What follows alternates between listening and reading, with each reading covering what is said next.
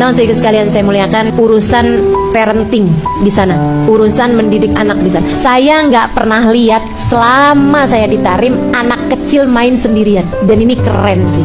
Sekalian, saya nggak pernah lihat dia main sama siapa. Ya imam sama teman-temannya, ada tuh yang mainannya sama teman-temannya. Kalau enggak, dia akan main sama orang tuanya. Orang tuanya ngajak mereka main. Coba liatin anak-anak mainnya sendirian sama gadgetnya, satu arah. Makanya sampai nggak ngerti empati, makanya sampai nggak ngerti ngebaca maunya orang tua apa. Kenapa gitu?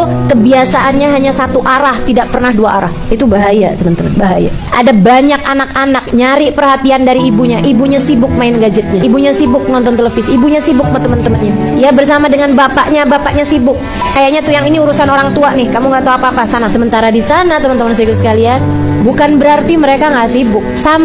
Saya sampai bilang sama teman-teman, liatin deh, supir yang suka bawa mobil kita itu yang kita sewa selama beberapa hari di sana, kalau udah sore dia pasti ajak anaknya ikut serta nganterin kita. Kenapa gitu? Waktu mereka bersama dengan anak, mereka nggak mau jauh.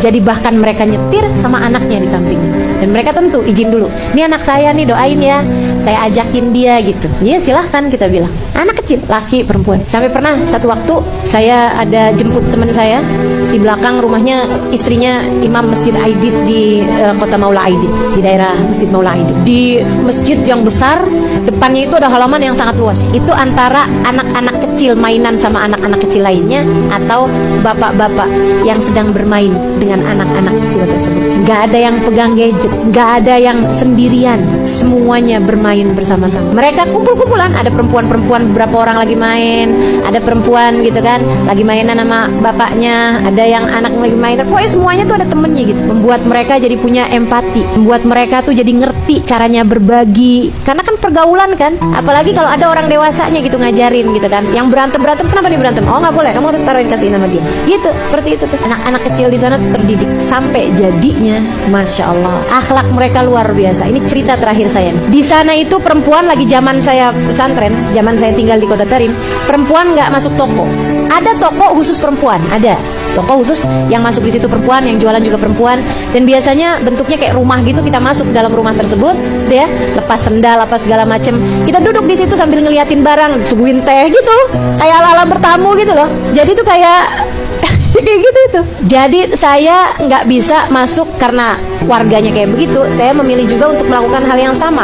Saya nggak mau masuk pertokoan. Orang Tarim di sana nggak masuk toko yang toko laki-laki. Suku Rijal tuh mereka nggak masuk. Mereka masuk suku Nisa, toko perempuan gitu. Nah teman-teman sekalian, masalahnya saya sebagai anak santri, anak asing ini ya, yang memang tinggal di luar, nggak tinggal di pondok pesantren, kadang punya banyak keperluan gitu kan. Ada sabun habis lah, ada misalnya mau beli sikat gigi lah atau apa gitu. Apa yang harus saya lakukan sementara saya nggak bisa masuk toko? Saya kadang pergi ke Darul Zahra nih, berangkat Darul Zahra, pulangnya itu saya kan pengen nih beli-beli toko gitu kan, tapi saya nggak bisa masuk toko dan saya nggak mau masuk toko. Mungkin kalau misalnya saya maksain masuk aja nggak apa-apa gitu, tapi karena saya tahu budaya orang situ, perempuan terhormat yang nggak masuk toko, jadi saya juga mauan juga, saya pengen juga jadi orang terhormat juga, jadi saya nggak masuk toko.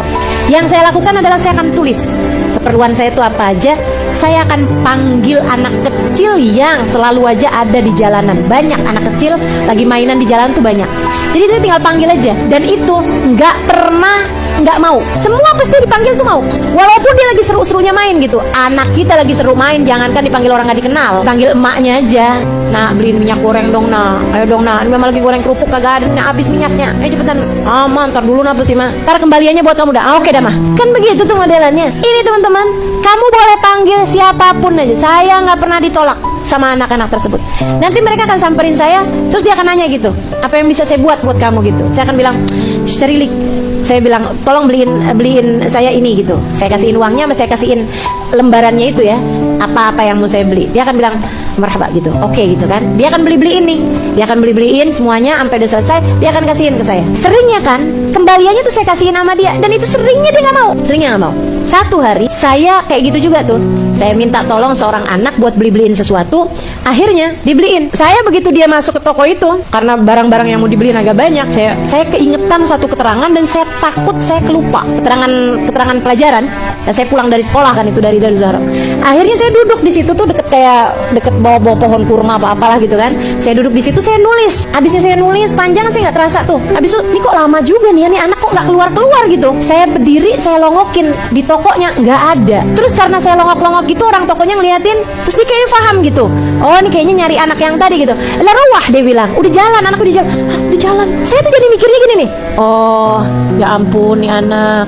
Kayaknya nih dia keluar dari toko itu, memang kebetulan yang saya belanjain tuh banyak snack juga, kayak biskuit, kayak asir gitu, apa minuman ya, sirup gitu kan, ada susu gitu, yang kayak gitu. Saya pikir mungkin dia nih ya pas keluar ngelihat saya lagi khusyuk gitu, terus dia ngelihat juga jajanannya kan enak-enak juga nih gitu. Akhirnya mungkin dibawa kabur sama dia. Ya ampun, kok saya kecewa banget ya. Saya tuh nggak kecewa uang saya dibawa kabur atau jajanan saya dibawa kabur. Saya lebih kecewa karena saya ternyata dihianati sama orang Tarim. Saya merasanya tuh kayak hati saya luka banget gitu. Hati saya kecewa banget. Ya ampun, baru ini nih saya dikecewain sama orang Tarim gitu. Selama ini saya ngelihat mereka tuh kayak yang semua anaknya baik-baik, semua ibunya baik-baik, semua bapaknya baik-baik gitu. Laki-laki, perempuan, tua, mudanya semua baik-baik gitu. Baru ini nih duit saya ditilep juga nih. Gitu pikiran saya gitu. Jadi saya jalan lah gitu dengan sedih gitu kan, pulang ke rumah saya gitu. Ketika saya lagi di jalan nih, lumayan jauh juga gitu ya, ada kayak tengah kilo lah, 500 meteran gitu. Tiba-tiba nih ada anak kecil naik sepeda gitu, terus dia manggil saya gitu, ya Hurma gitu ya, mbak kayak gitulah ya. Saya akhirnya berhenti gitu, terus dia ngepasin nyampe gitu ke saya. Anak yang tadi, dia bilang kayak begini nih, Lesrawahti, dia bilang, kenapa kamu pergi? Saya bilang, lah kamu yang pergi. Saya bilang, saya lihat kamu tadi nggak ada di toko itu. Terus dia bilang kayak gini, iya, belanjaan yang kamu kasih tadi itu, maksudnya kertas yang kamu kasih tadi itu ada yang nggak ada di toko itu. Terus gimana? Ya saya pulang ke rumah ambil sepeda buat pergi ke toko yang lain. Di yang situ tadi nggak ada nih, kayaknya ada di toko yang lain. Jadi saya ambil sepeda, saya beli. Dia bilang, barang kamu itu. Saya bilang, nah kamu kenapa nggak ngomong? Nah syuf cubin, dia bilang. Saya lihat kamu lagi nulis, dia bilang gitu. Nah mau sujud lah, dia bilang gitu. Saya nggak mau gangguin kamu lah, katanya gitu kan. Saya bilang, oh ya ampun, saya udah seuzon banget nih sama dia nih. Saya udah urung sangka banget kan. Ternyata anak ini bukannya nilep duit saya, malahan mau ngebantuin saya gitu kan. Dia bilang, saya pikir kamu lagi nulis, saya takut ngegangguin kamu, jadi saya pergi aja gitu. Pas saya balik kamu udah nggak ada, dia bilang gitu. Untung aja saya tanya-tanya sama orang di mana tuh rumahnya yang Indonesia itu.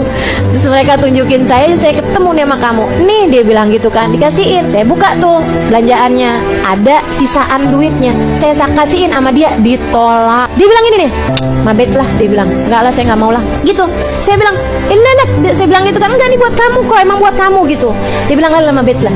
Enggak lah, saya nggak mau. Saya bilang, kenapa gitu? Dia bilang, kamu orang asing di negeri kami, kamu pasti lebih memerlukan daripada kami. Kamu orang luar negeri, jauh dari keluarga, kamu mungkin lebih perlu daripada kami. Itu anak umur 10-11an tahun. Saya penasaran banget gitu sama satu hal. Jadi saya tahanin dia buat saya interview. Saya bilang, tungguin, kenapa kamu mau ngebantuin saya sampai segitunya? Padahal saya bukan siapa-siapa kamu gitu. Terus jawaban dia benar-benar di luar ekspektasi saya. Saya kirain karena saya diajarkan untuk berbuat baik pada semua orang gitu kan. Jawaban klise yang sering kita sampaikan sama anak-anak kita kan, yang baik enak sama orang nak gitu kan.